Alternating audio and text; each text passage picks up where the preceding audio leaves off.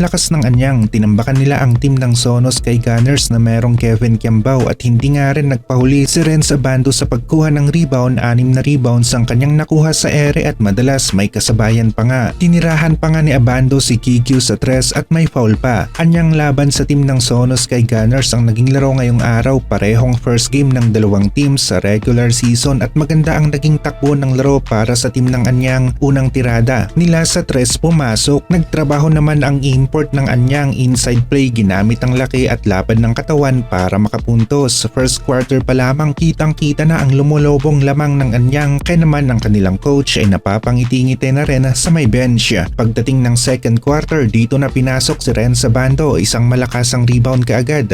Ang nagawa, gumagawa ng ambag para sa team ng anyang at nakatulong pa siya sa depensa. Lumaki ang lamang ng anyang at heto na naman agawan sa rebound sa ere. Abando malasakuragi kung dumakma ng bola. Naging alerto nga rin si Abando sa pagkuha ng rebound. Talaga namang inaabangan kung saan pupunta ang bola. Kevin Kiambao naman hindi nagpahuli, maganda ang pagkat malapit sa baseline, nakalusot sa depensa at dinakdak ang bola. Isa sa napansin natin ay hindi nga lang ganon kainit ang 3-point shooting ni Kevin Kiambao sa una, maging ang kanyang mga kakampi ay nanlalamig nga rin ang mga tira sa 3, kaya naman sila nga ay nagawang matambakan ng anyang ng maaga. Maganda na sana ang inside play ni Kikyu sa play na ito, yun nga lang tinawagan pa ng offensive foul kaya nasayang. Malakas-lakas ang dalawang import ngayon ng anyang, kayang-kaya na mga labaw at mas nahihigitan ang laro ng kanilang kalabang import sa inside plays, lalong-lalo na sa opensa. Nagkadikit naman sina Abando at ang player na ito ng Sono na kung saan may history nga sila, nagkatulakan at nagkasagutan.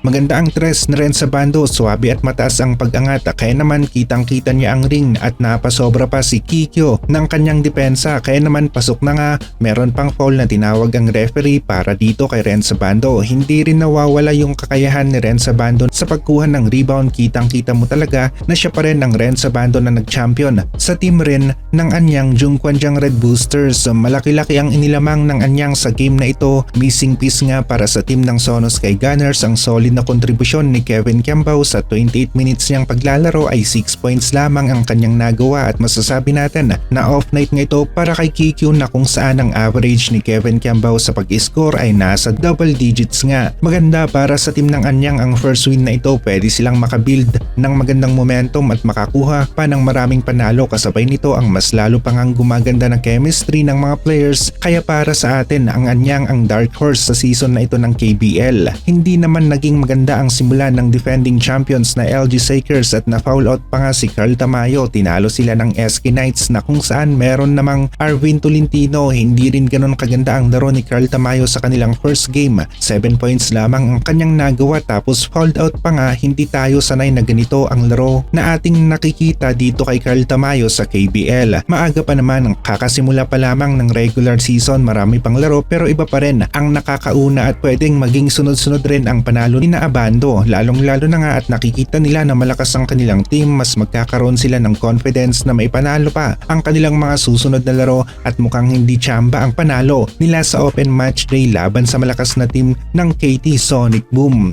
Maganda ang nakita natin kay Renz Abando, kung hindi siya mainit sa opensa, nagagawa niyang makatulong sa depensa at sa pagkuha ng rebound, kaya nagiging balanse pa rin ang kanyang performance. Merong ambag sa team at nakakatulong rin para makuha nila ang panalo. Kapag nakuha ni Abando ang kanyang rhythm sa opensa sa bagong anyang, yung mabilis na cut, alley-oop at jump shots, ay sigurado na mas lalaki pa ang kanyang ambag para sa team ng anyang sa kanilang mga susunod na laro.